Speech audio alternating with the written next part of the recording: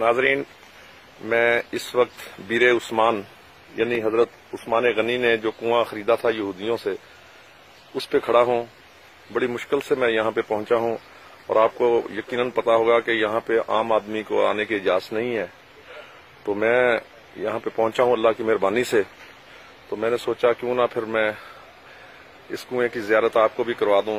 ये एक मैं छोटा सा क्लिप बना रहा हूँ। ये है कुएं का रास्ता, जब बड़ी गहराई में है तो यहाँ से लोग आते थे। और ये कुआं है, ये कुआं है, इसमें मुझे तो पानी नजर आ रहा है। तो ये पाइप लगे हुए हैं यहाँ पे, इन पाइपों से ये पानी निकाला जाता है और ये ऊपर टैंकी है एक बनी हुई, इसमें ये स्टोर किया जाता है। तो इस तरह ये बीरे उस्मान हजरत उस्मान गनी का कुआं ये मैं आपको दिखा रहा हूँ। और ये ताजा पानी निकल रहा है, ये देखें।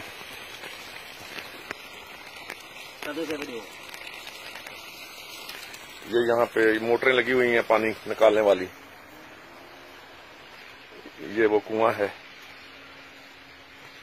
जो हजरत उस्मान गनी ने यहूदी से खरीद कर मुसलमानों के लिए वक्फ किया था। और यहाँ पे फिर यहूदी और मुसलमान इकट्ठे पानी भरा करते थे। ये आप देख सकते हैं, ये ऊपर टैंकी बनी हुई है इस कुएं के। ये सारा पुराना मंजर है कुएं का।